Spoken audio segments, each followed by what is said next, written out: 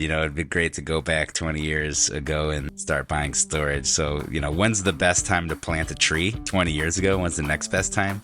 Right now. Anybody out there should just be buying storage, and it doesn't matter where you're buying, just start buying because it's going to continue to do well. Hello, and thank you for joining us today on the Gentle Art of Crushing It show, where we focus on learning and sharing with our listeners all there is to know about how to create success in our lives.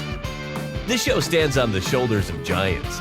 Our mission is to empower and inspire our listeners to create the life of their dreams whilst having a blast in the process. Let's celebrate life together. Welcome to the show.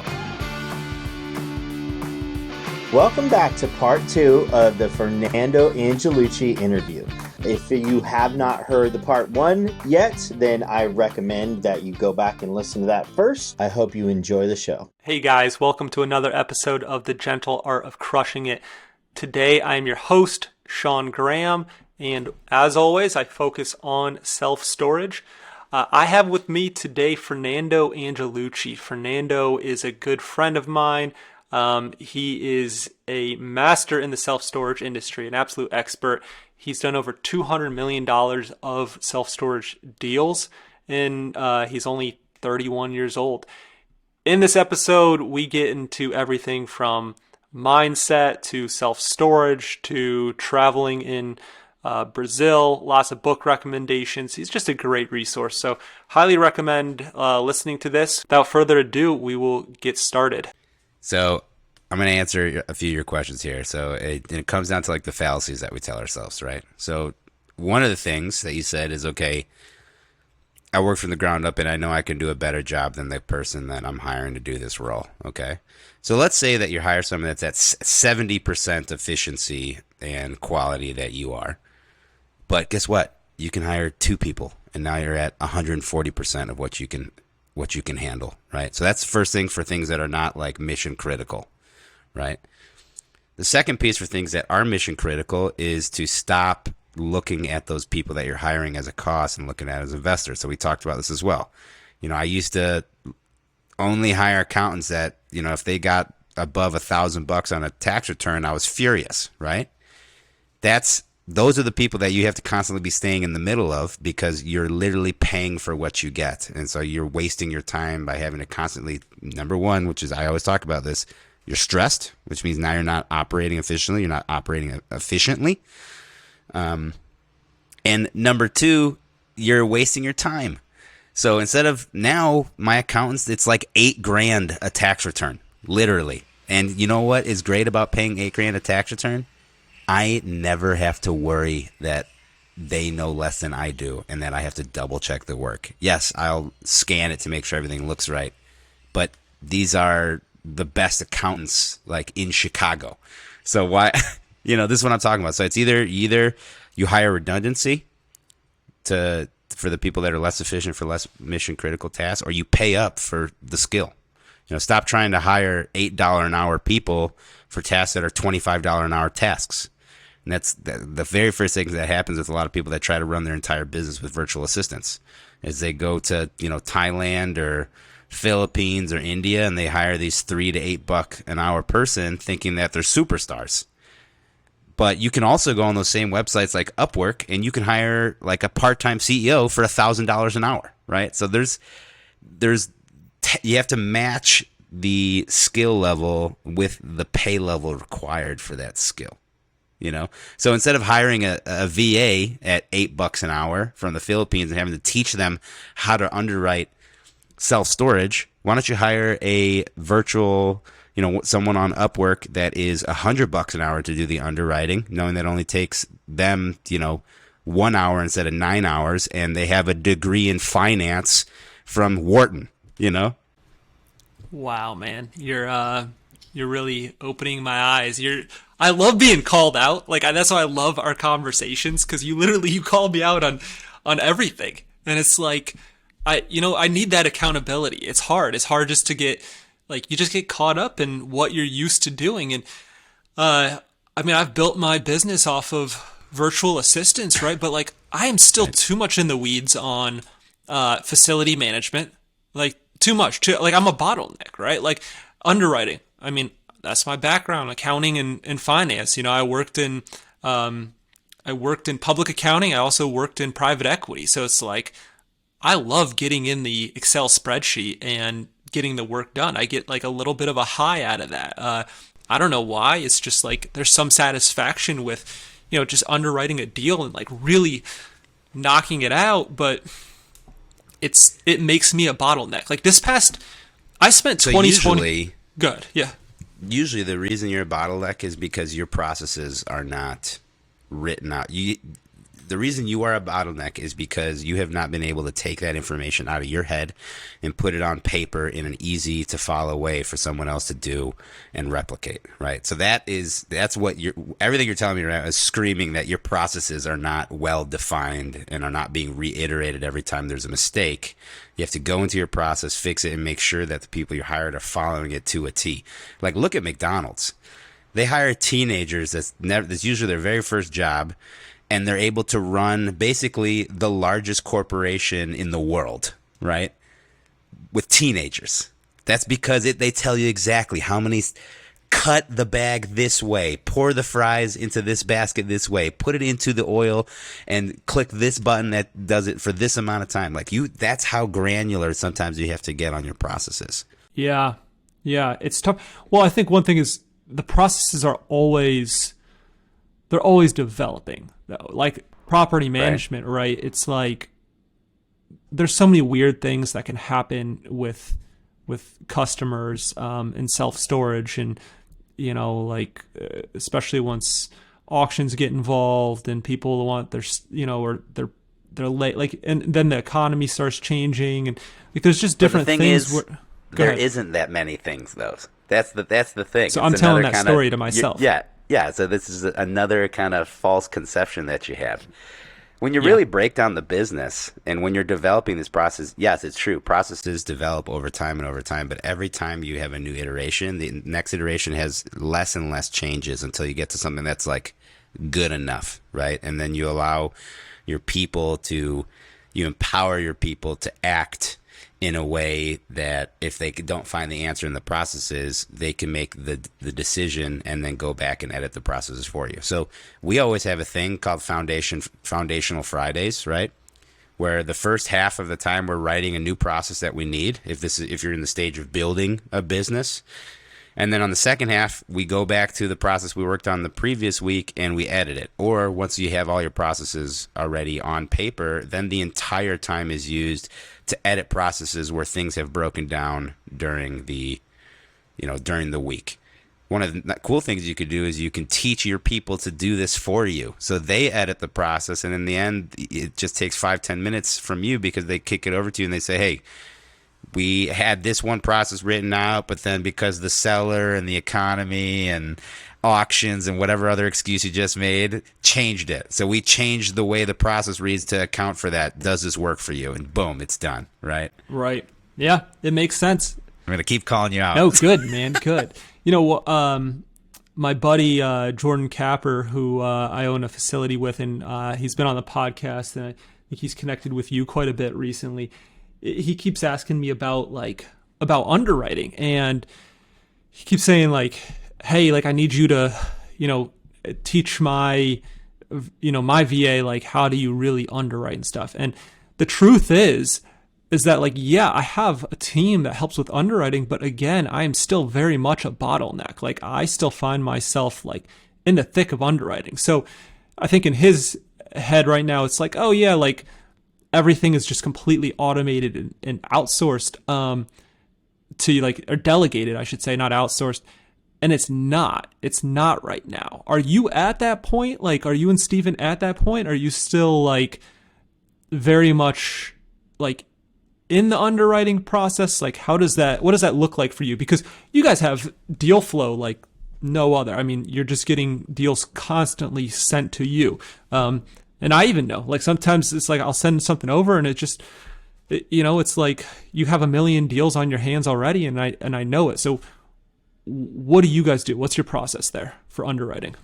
Yeah, so we have a literal written process in Lucid charts that goes step by step how to underwrite a deal. And in the beginning, it was me underwriting. Then it was Steven underwriting. Then Steven has hired underwriters, taught them the process. There was reiterations that went every time something went wrong. And now every time we have deals, we send it to the underwriters and they turn the results around in 48 to 72 hours. They send it back to Steven for Steven to review. That's it. So we aren't involved in the underwriting process at all. I am literally not involved in the underwriting process at all. Steven still, if it's an existing facility, Steven will review, what the underwriter said. So we have a couple levels, right? So first, internal underwriting with our people, Steven reviews. And then if it's a deal that we're raising capital for, so if we're using bank money or investor money and we're not just buying it all with our own cash, then we hire a third-party feasibility study expert like Bob Copper. So there's even another level of underwriting on top of that. Now, obviously, having the underwriters do it is cheaper per hour. Then Steven's hourly rate is much higher than theirs. And then obviously Bob Copper's is even higher than ours, because I think for a feasibility study from him, it's anywhere between $6,000 to $10,000, right? So some deals, you really have to be very sure it's a deal before you spend that kind of money. If it's a smaller deal, right, like $1 million, $2 million bucks.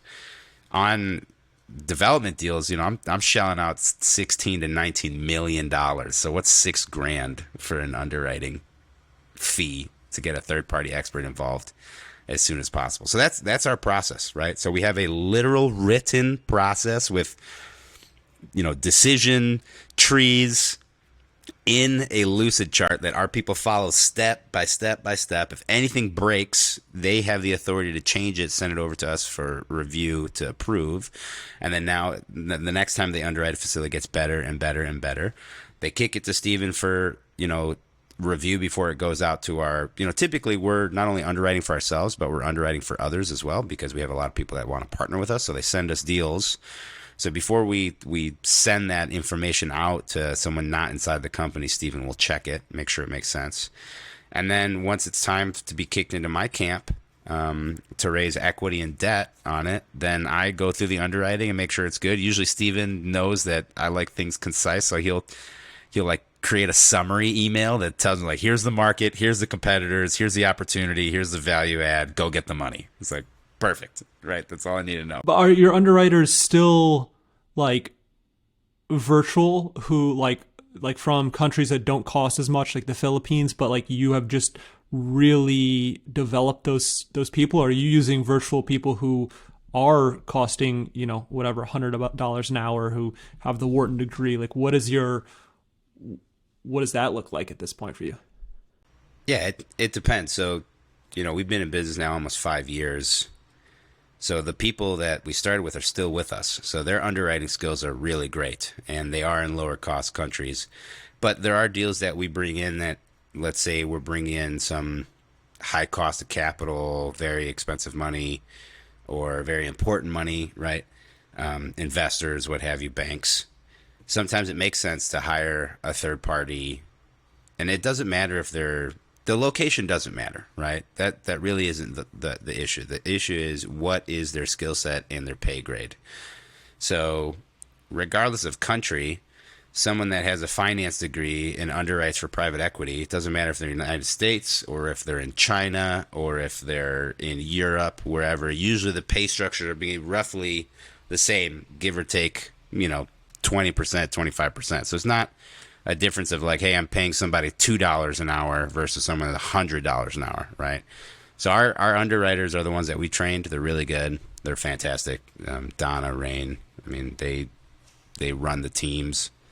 And then, of course, Steven reviews and then kicks it out to me. And then, of course, if we need to bring in a third party, if we're bringing in capital, we do. So there's always multiple levels of underwriting that we have. Dude, I love all this stuff. Usually our conversations, right? Like, it's just, they're on the phone and that's it. And then it's like, find myself thinking like, what did he say? Like, I need to go back and like write that down and think about this. And I'm glad we have this one on a podcast, because I'm going to go back and I'm going to find myself listening to it again. And yeah, man, I just have to really hone it. I think you talked about meditation earlier. That's something I've been doing a lot. And one of my goals of this year is really just to focus on being present, right? And so like to me, it's like I hear all these things and it's like, okay, I want to get to the end. I want to have everything defined. I want to have everything like set. I want to like everything automated. And what I'm trying to remind myself too, right, is like this, the process, like these are the good times. Like right now is building this business up. Like this is where it's fun. It's like getting to that, right? It's not like, okay, I'll go have fun once I have all this set. It's, hey, you're having fun now, like building this business from the ground up. And I think that's kind of like a bit of the high you get from being an entrepreneur. And I've really focused this year just on being happy now, being happy in this moment. And, it can be a struggle sometimes. Seriously, it can be a big struggle because it's like I want to be in Brazil, like you traveling 6 months, like, out of the year and still doing deals. And I'm not to that point yet, but I will be. But that's okay. Like this is the fun of it. So how have you found that balance yourself? I think to sum what you're saying, it's not about the destination, it's about the journey, right? If you can't enjoy the journey, then why are you doing this? As far as balance goes, balance is what you allow to happen to you, right? So if you allow yourself to work 80 hours a week and not enjoy it, that's on you. So speaking of journey, talking about being in Brazil, I read a book a long time ago called Vagabonding by Rolf Potts. I believe it was Tim Ferriss recommended it. So read that for the first time. I was like, this is awesome. I think it's like the subtext is the forgotten art of long-term world travel. So what I need to clarify to you is that I am not on vacation. I am traveling. There's a difference. So I still work my regular hours. They may be skewed by maybe 2 hours, right? Because I'm 2 or 3 hours ahead of you, depending on where you are in the country. But this is something that I've always wanted to do. And I realized, being in a lot of these mastermind groups, that business owners are not happy. A lot of them are not happy. And the reason why is because now, instead of having somebody tell you what hours you can and can't work and when you can go on vacation or not, there's no one there to say that to you. So guess what? You end up working all the time. And you feel like anytime that you're not working, you feel guilty. And that's ridiculous, because what people don't realize is you need to take breaks. You need to get out of your daily routine. If you work 80 hours a week, you're going to burn out. And then guess what? Now you're no longer as efficient. Whereas someone, say, that takes periodic vacations. I have a friend in one of the mastermind groups where he structures his business around the school year. So his business has 3 trimesters. There's the first 2 trimesters that his kids are in school, and that's when he works. And then he takes the entire 3rd trimester off to travel with his kids, and he literally does not work. Everyone in his company stops working. They still get paid, but they stop working for the 3rd trimester. And the way he's able to do that is not, oh, I wish I can do that. It's he created that structure. You can do the same thing, and you end up finding out that it can work. Look at all these studies that are occurring right now, how countries are testing a 4-day work week as opposed to a 5-day work week. And the results that they have found is that they are more productive. And it's not, oh, we're going to cram 5 days of hours into 4 days so that those 4 days are working extra hours. It's not. They just completely cut off the 5th day. The hours for the first 4 days are the same, and they are producing more than they were when they were working 5. And now look at, and people think 5 is a lot. Before we went to 5, the standard in the United States was that you worked 6 days a week. There was no 2 weekend days, right? It was always you worked 6 days a week and you had 1 day off. And then we went to 5, and when we went to 5, everybody's freaking out. Well, our productivity, blah, blah, and then they were wrong. And then we went to 4. Now people are going to 4, and the productivity is going up. So what you got to realize is the time off, it's not really time off. You're giving yourself rest. That's like saying, I don't need to sleep because sleep is a waste of time that I'm not working on my business. But if anyone that has ever had a newborn, aka Mr. Sean over here, realizes that when you lose sleep, the rest of your business suffers substantially, right? your brain doesn't work the same. So it's the same on a longer term. Instead of, taking 8 hours off every day, you also have to take a couple weeks off every month or quarter, a month off every, couple quarters or a year, what have you. So kind of getting back to me, I realized that I wasn't happy just because I am one of those workaholics. Like, I work all the time just because I like what I do, right? But sometimes you kind of start forgetting that you're overworking yourself just because you enjoy what you're doing. And I'm catching myself working until midnight, multiple days in a row, waking up at the same time, getting stressed. And I realized that I was doing that a lot, especially in the winter, because there was nothing else to do. You're in Chicago. It's disgusting outside. Everything's gray. You're getting depressed. And I was like, I don't want to do that. So I read Vagabonding a second time a year ago, or I guess now a year and 6 months ago. And it said, you know what? There's no waiting for the business to come around to allow me to do this. I'm going to create the business to allow me to do this, right? So that's why we were able to build all our teams in a way where I don't physically need to be somewhere. I have internet, I have a laptop, I have a travel mic, I have my AirPods, I have my phone. I can do my entire business from literally anywhere in the world, as long as I either have Wi-Fi, and if I don't have Wi-Fi, I at least have cell phone reception that I can use to hotspot internet. Yeah. And just to clarify, I know you're not on vacation. I know you're working hard, but my point was really like, that's where I find myself too, like being like, I'm happiest when I am by the beach, like getting up and I can surf and then I can go work, right? And I have that balance of like family and happiness and like activities and being outside. I find myself oftentimes in this weird way getting more, or like closing on more deals when I'm just like on vacation somewhere where I'm completely relaxed and happy than I do here. And I don't know if that's just coincidence. I don't think it is though. I think there's something to be said for that. Like I've closed multiple deals like out of country, and it's weird how that works. I'll tell you kind of what I believe.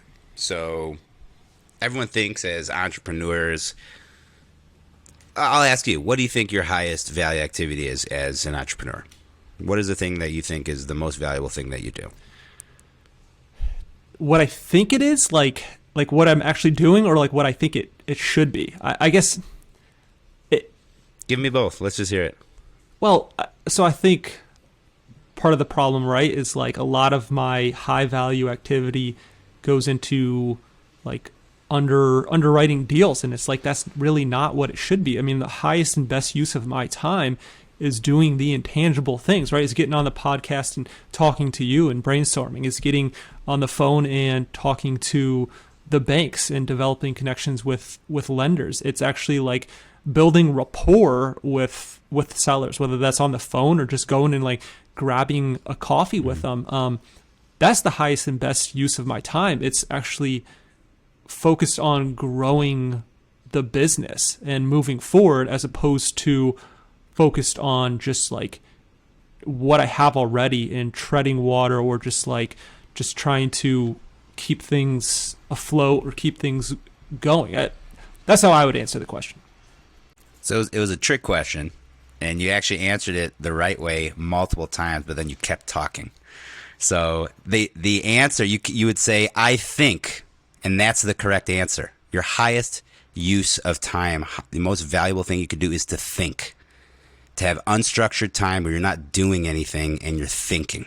Because that is how you find these breakthroughs. That is how you work on the business. It's how you strategize what you want to do. So why is it that when we're on vacation and when we're traveling, when you're on the surfboard and it's just you and the sound of the waves, you come up with these insane ideas, right? These things that end up pushing the needle forward. It's because you're in this relaxed state that allows you to think on a deeper level. Another perfect example of why I have a waterproof pad in the shower is because when you're in the shower, I usually shower without listening to any music or anything like that. And all I do is I think, and the combination of it being quiet, the rhythmic tapping of the water, the heat.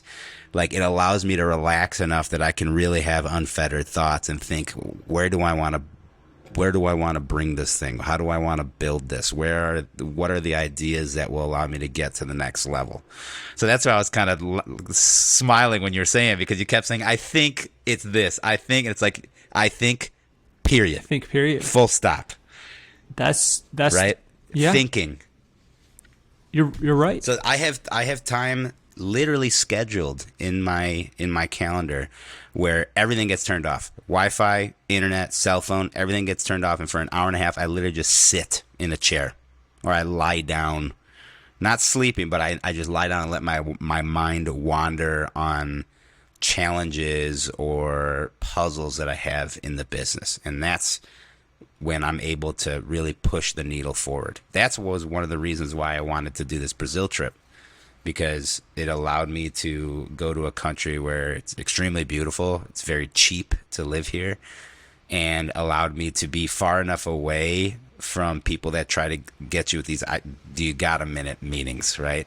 On my time audit that I did, I found that I was going to so many lunch and dinner meetings, spend an hour to get there in Chicago traffic, an hour to get back, spend an hour at lunch or dinner or more. And guess what? Nothing ever came out of that. It's just because people feel like they need to meet with you in person, and then nothing comes of it, right? So that alone, just by being in physically a different country, has made me so much more productive and efficient. And Tim Ferriss talks about this in his books, right?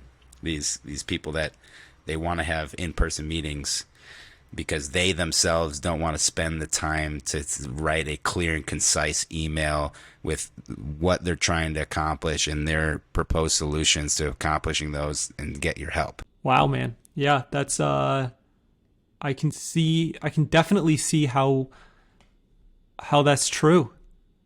So you're just making you're giving me a lot to think about, and it's a lot to process. But I find myself adding time blocks to my calendar, right? Of, hey, this is time where I am just, let's say, journaling.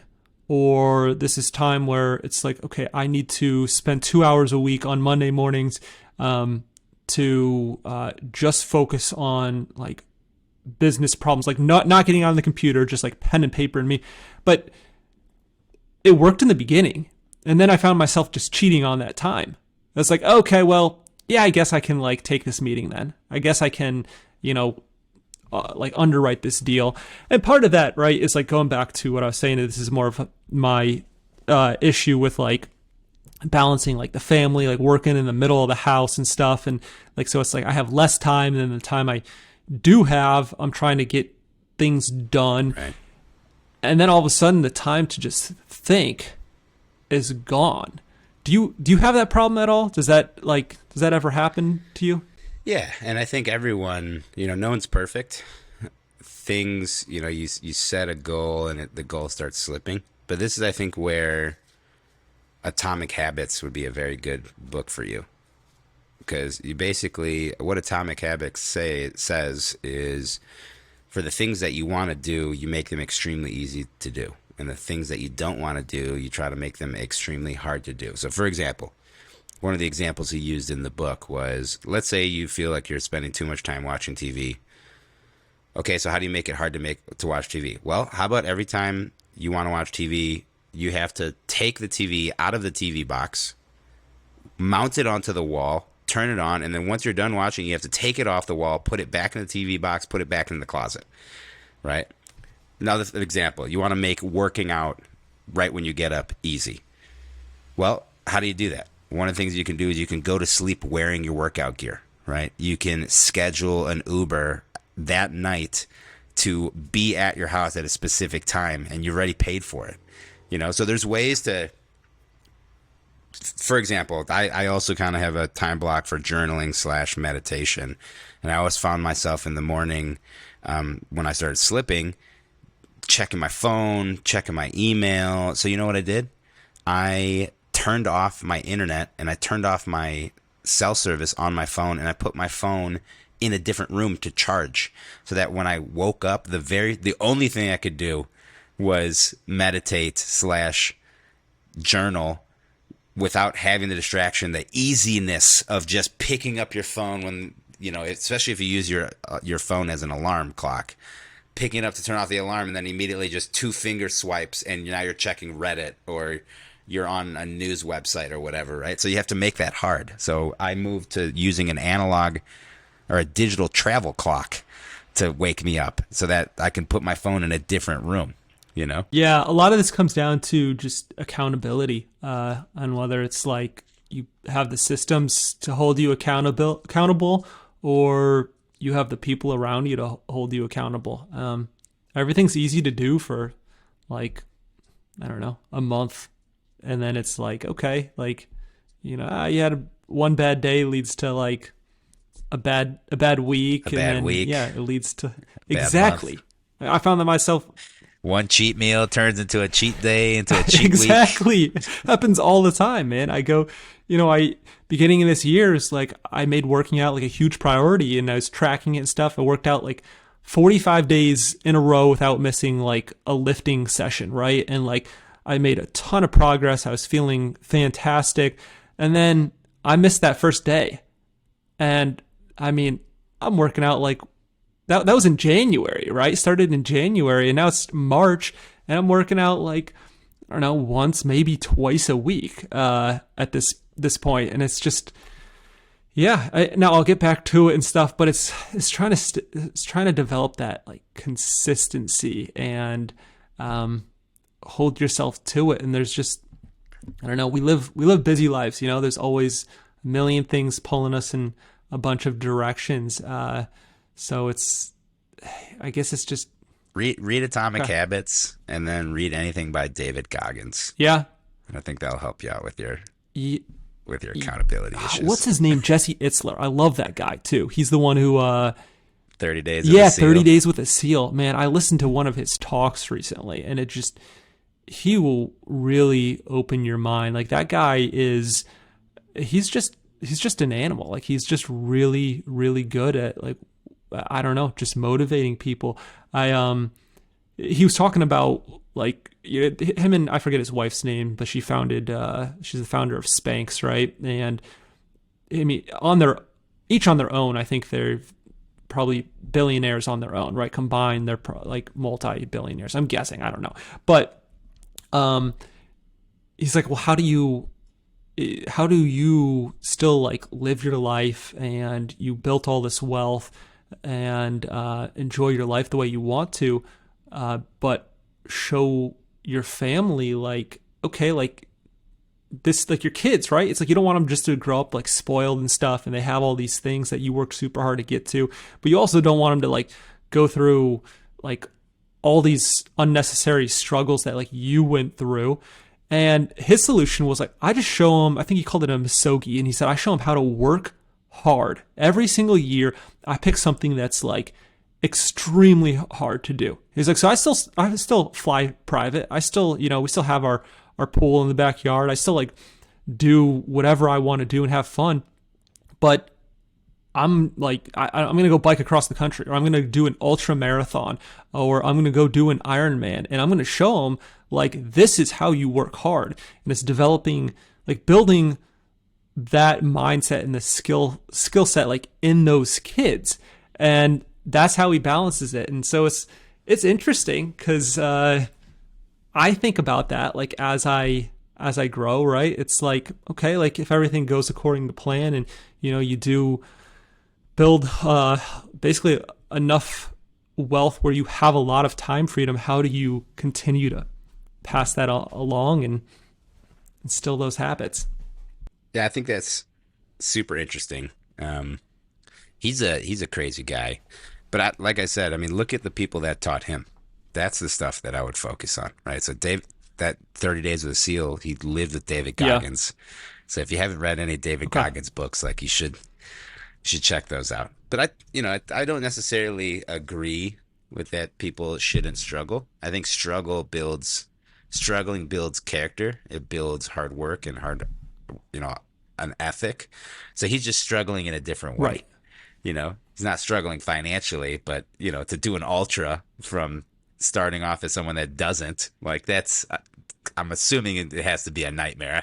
I would never do that. Oh But yeah, he's like in his 50s too, and he's running ultras. And you're right, it's probably what was he taught by David Goggins. I mean, that's a very good point. And his thing is not to like, it's like he doesn't need to go and like just completely suffer in order to teach his kids those lessons, like in terms of, I don't know, finances and stuff. But he's going to show them like how to like work through struggles and work hard and go run that ultra marathon, and show them basically how to work. And I just thought that was a really, really cool lesson. But anyways, man, one of my questions at the end is like, any books you recommend? And it's like, I'm gonna have to go back and write all these down. There's probably 10 books you've mentioned on your own.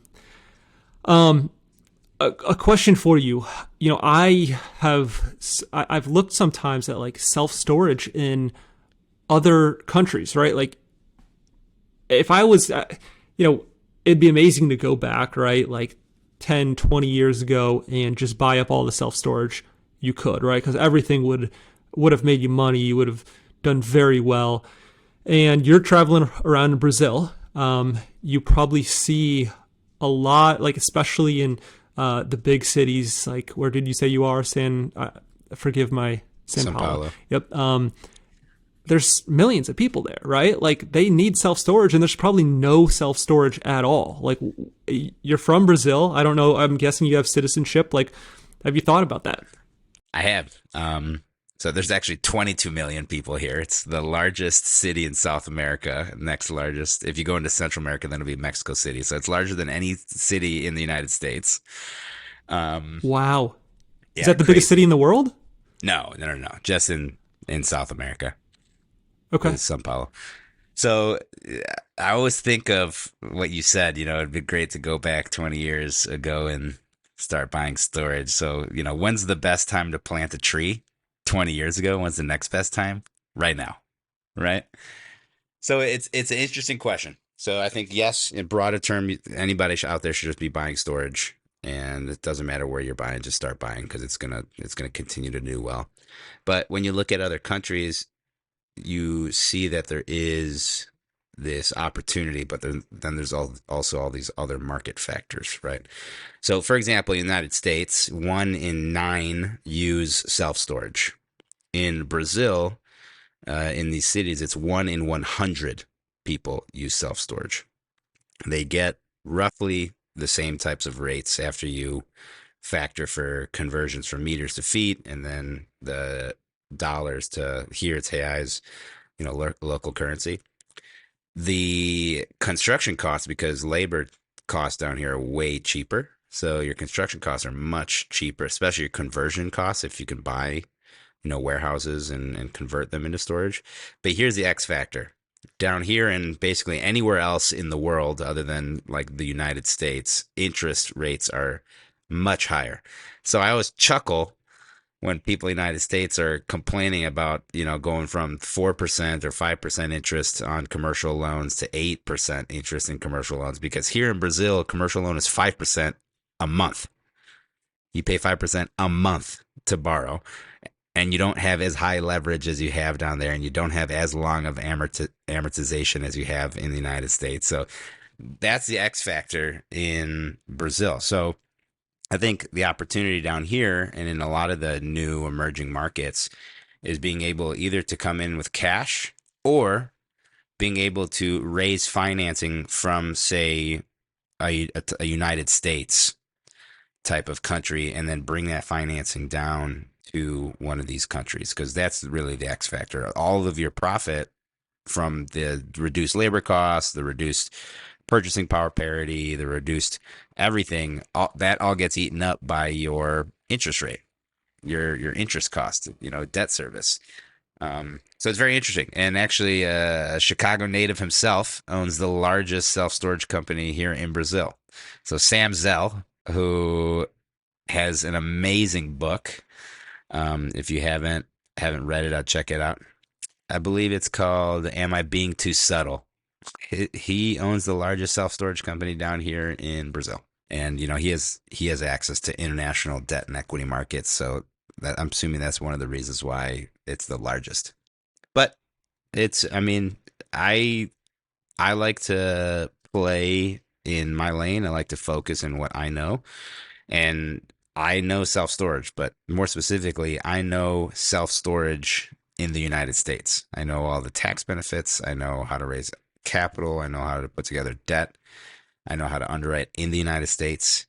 Um, so that's a huge difference when you go into a new country, regardless of if I have dual citizenship or not. I'm an American, right? I lived my almost my entire life in the United States. So here's a perfect example of how things are way different that you wouldn't even think about, right? So when I say United States shopping malls, what comes to mind to you? They're failing, right? Yeah, Nobody goes empty. to, yeah, empty. They're losing stores. In Brazil, it's the exact opposite. Shopping malls are thriving. This is where people go. You should see any shopping mall, literally any shopping mall I go to. You go to the food court and it's packed. You can't even find a seat. It's ridiculous. Like everywhere I Interesting. go, and every time you go there, you're walking through the halls. It's also packed. You're bumping into people. So just Right, to right. show you kind of one of the differences between the cultures that you wouldn't even think about if you were, if you hadn't spent time and when you go into new markets. So you have to be very careful with what I call shiny object syndrome. Um, I have it, man. I've got that. The ADD, right? It's like right. yeah, everything is yeah, it's easy to get distracted as an entrepreneur. So I think there is a huge opportunity for these emerging markets for self storage in these large metropolitan cities in other countries. Mexico City, São Paulo, Rio de Janeiro, um, all across Europe. You're starting to see self storage, Australia, Singapore. But I personally would never be the GP on that deal because I don't trust myself. What I would rather do is find a local operating partner that knows the space, knows the industry, has the relationships, and just funnel money to them either in an LP or in a co-GP style scenario. So if anyone's listening to this that are foreign listeners and you want an American backer, give Fernando a call. Yeah, for real. That's a big opportunity. I mean, it makes me wonder. It's like, okay, well, how is all the infrastructure built? Like in San Paulo, like you're talking about 22 million people, right? You have all kinds of commercial buildings and developments. How was all that built? Was it built on 5% interest a month? Like it doesn't. Like why would something? It doesn't make sense. Like how do they? How are they financing it? How are they doing it? Yeah, I mean, potentially, I don't know, but, potentially going to international debt markets, paying in cash, so maybe their syndications are all cash centered or very high down payments, 50-50. Just in my like anecdotal conversations with like Uber drivers down here, I always ask them like, what's the housing market look like? How do you buy houses, stuff like that. And they basically buy them with like 50% cash down and they pay them off in Yeah. like anywhere between 3 to 15 years. And then in the United States, most people never pay down their houses, right? They get a 30-year mortgage, they make the minimum payment, and Right. so it's just a different style because they have to. I mean, 5% a month is ridiculous. Like that's super high, but we've come somewhat close to that in the United States, not very close. But I mean, look at the 80s, 18 to 20% interest rates. Like you're getting close, 2% a month. So Right. Right. What about just raising the capital? Like syndicating the capital and then just doing the development. Now, I guess from one end, it's a lot less expensive to develop there, but from the other end, it's a high risk scenario. So your investors are probably going to want 25% return, and or then more. that money gets, yeah, and now you have to syndicate the entire deal at 25%, maybe more, maybe 30%. Then it starts getting expensive, and then it's like, okay, it doesn't make any sense again. Yeah, and so like I said, I have no plans to leave the United States as far as our storage business, just because I'm very familiar with the tax laws, types of credits we can get, how to sell them, the players, the operators, the strategy, the way the American people function. Um, but you touch on a very interesting topic that I've been throwing around here recently, which is doing developments in all cash, right? Because when you do that, not only do you reduce the risk of a development by a substantial amount because you don't have this, 100K a month debt service payments that you make on these Class A deals. But in addition, if you have a partner that is a little bit more long-term focused, say like a family office, as opposed to someone that's trying to turn their capital every 3 to 5 years, you are able to align all the incentives. So number one, construction debt is the most speculative type of debt that you can get. And the lenders know that. So you pay a pretty penny for it, and there's a bunch of controls, and the loan docs are pretty mean sometimes. So what if we were to start a fund where we only did deals in cash until the deals were stabilized, and then at that point, we just do a cash out refinance with some type of permanent financing debt from like an insurance company. So we've been kicking that around to see if there's a way that we can make that pencil, and if there's appetite from, these more quasi-institutional partners, RIAs, wealth managers, family offices. And we've already started to talk to a few that it seems like that may align with what they're looking to do. Instead of having 5-year horizons, 15-year horizons or 30-year horizons. Yeah, Nick Huber, he's big in self-storage, and he's big on Twitter and stuff, and he has a podcast. And Sweaty Startup. He always talks about, Sweaty Startup.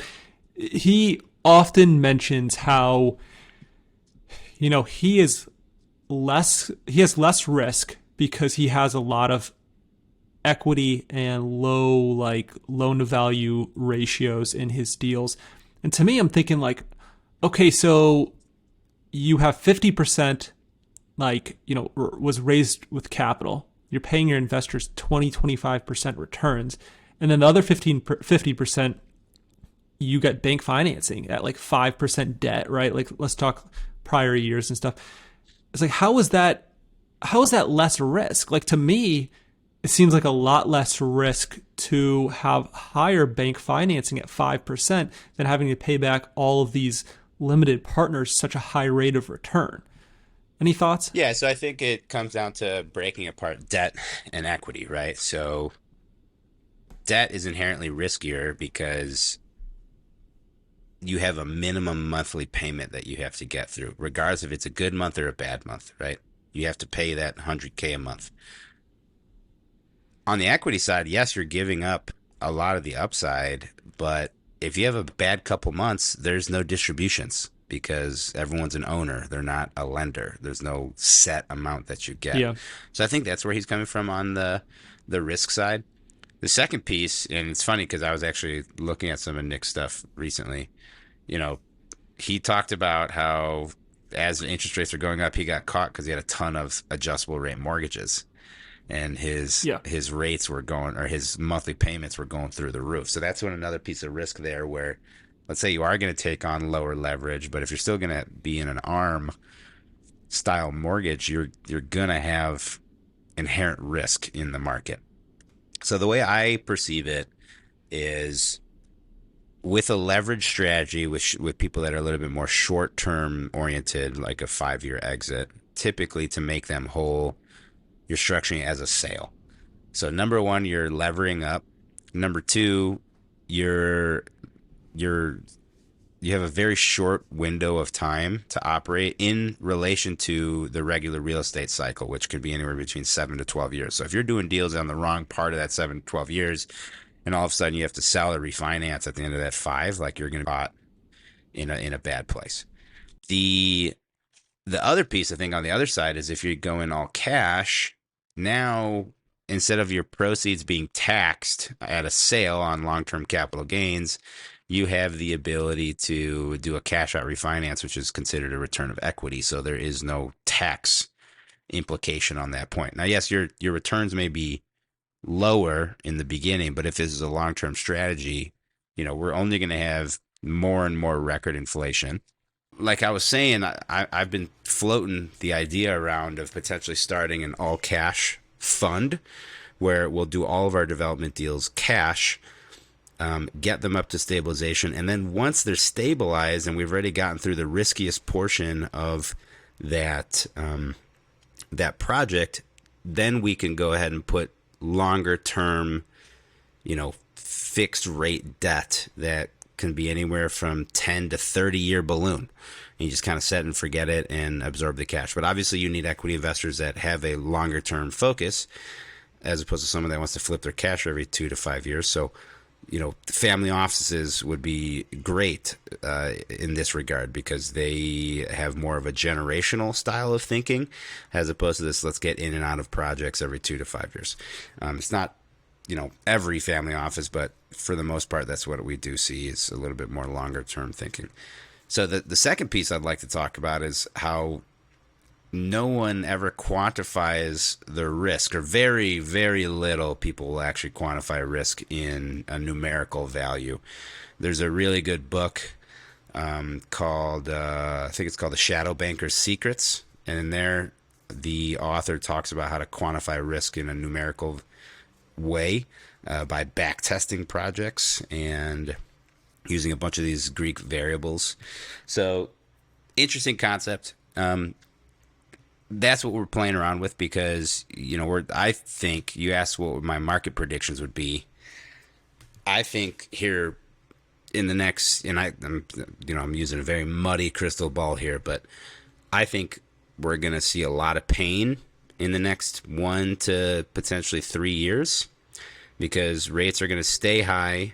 They're going to raise them. They're going to stay high, and at the same time, household debt is at the highest it's ever been. Subprime debt is at the highest it's ever been. Household savings is at the lowest it's ever been.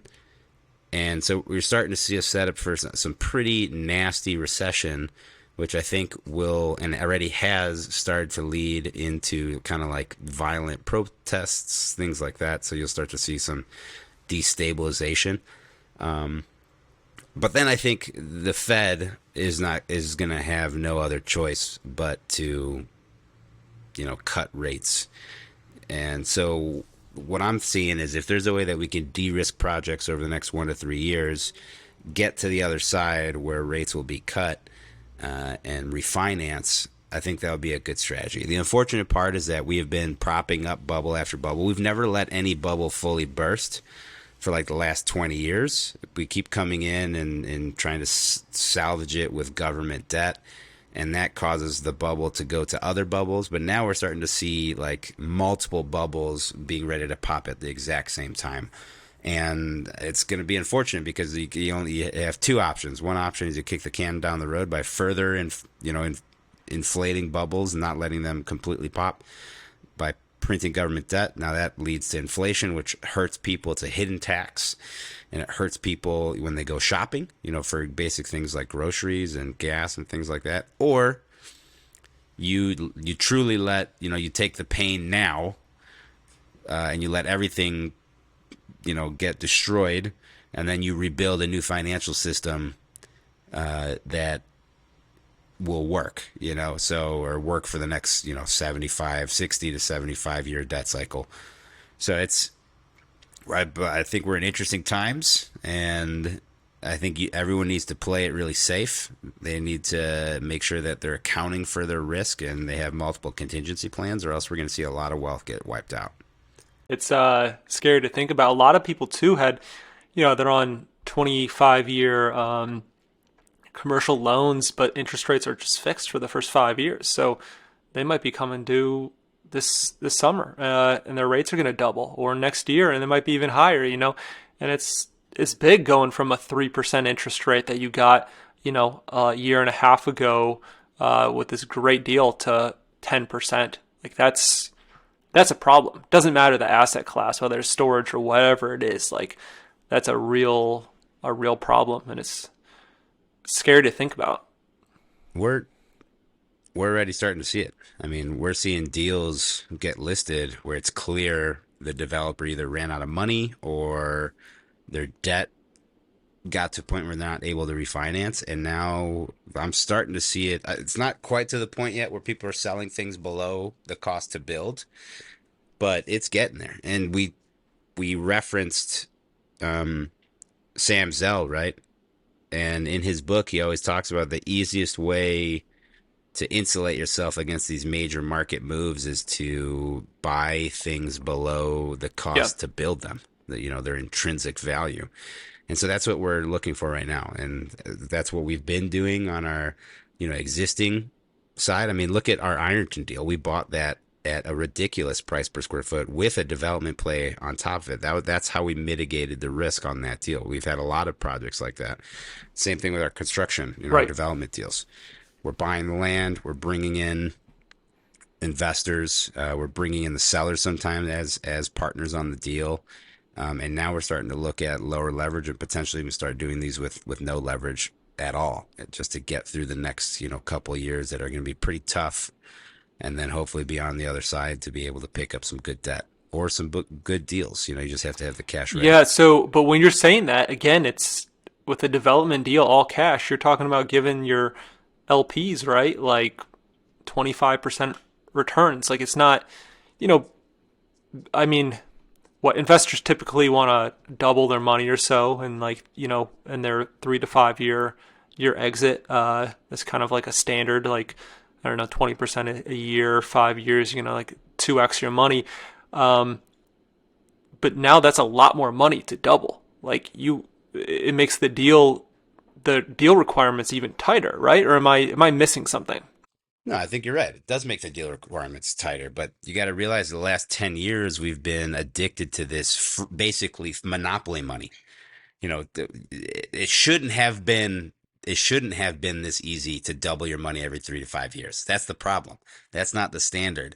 And equity investors are going to start realizing that. And like we saw in other periods in the US when interest rates started to climb, returns for the investors, or the expected returns, dropped.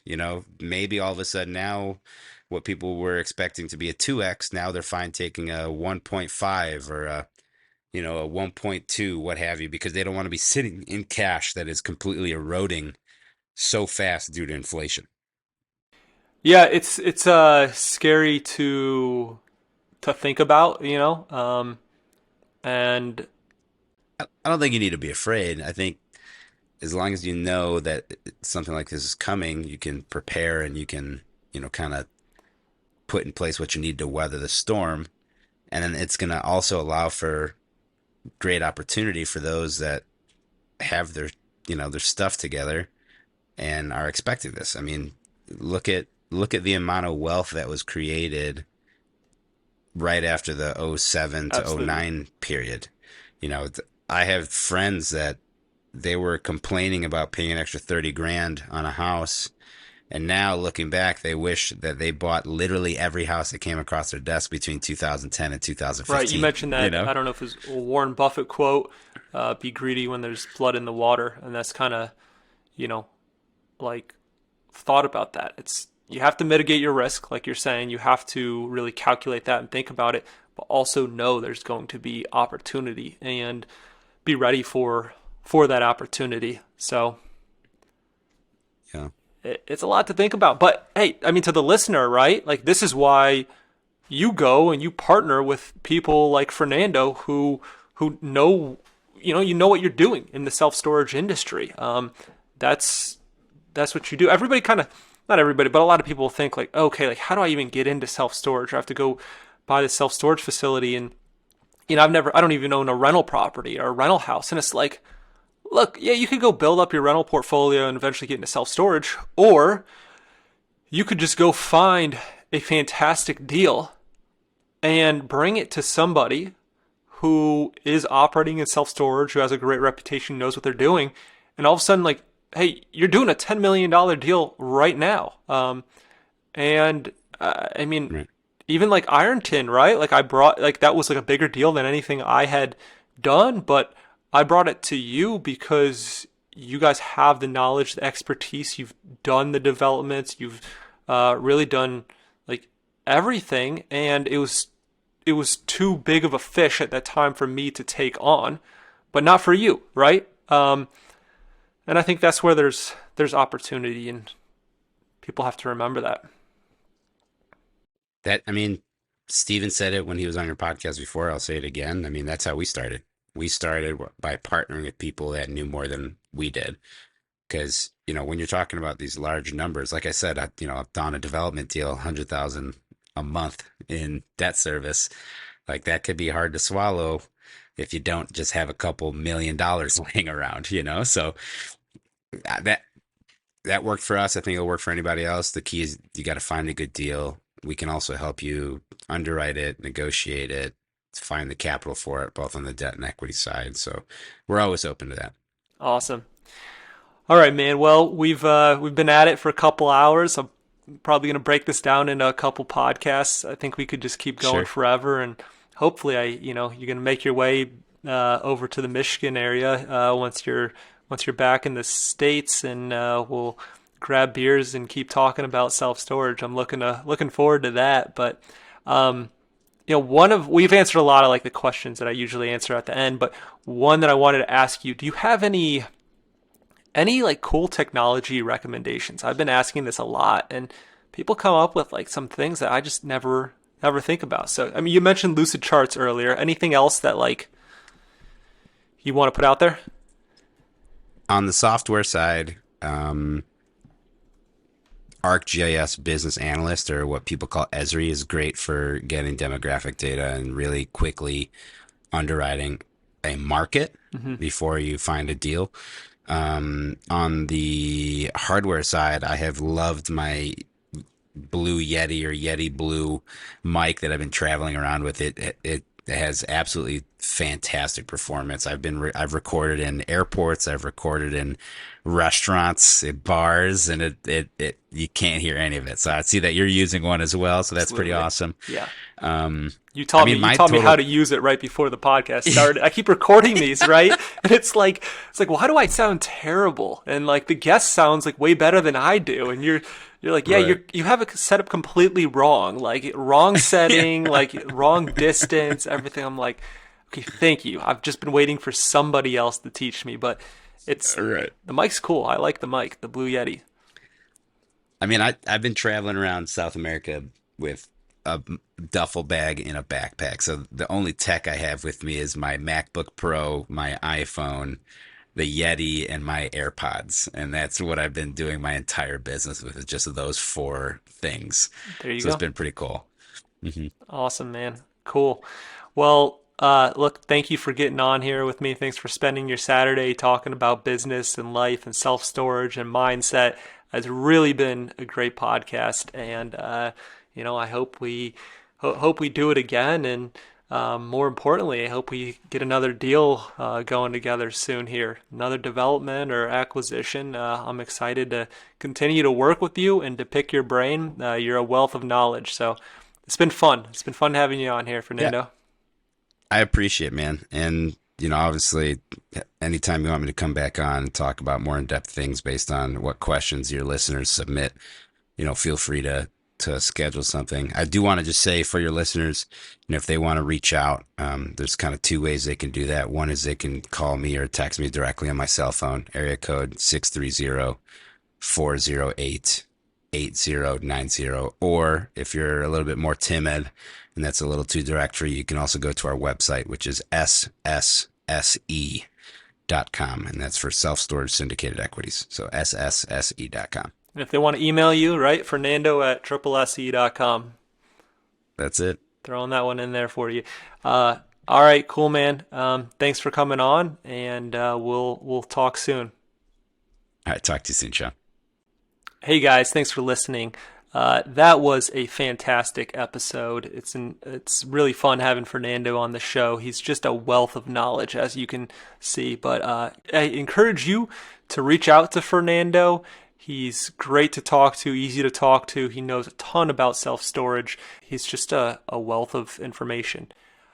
Also, if you are a self-storage owner or you have deals, feel free to reach out to me. My company is mavenstorage.com. It's also mavenequities.com. I have both those websites.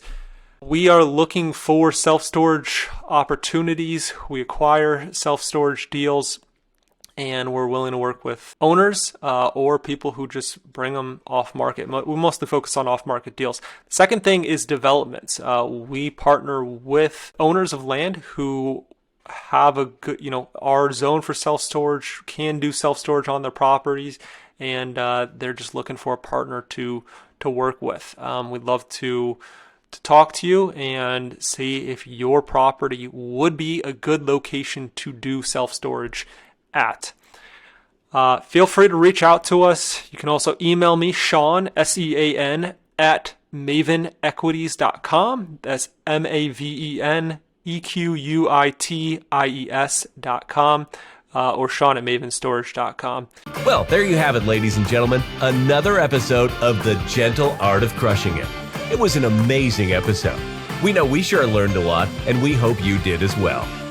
We want to take a second and thank you so much for viewing or listening to this episode.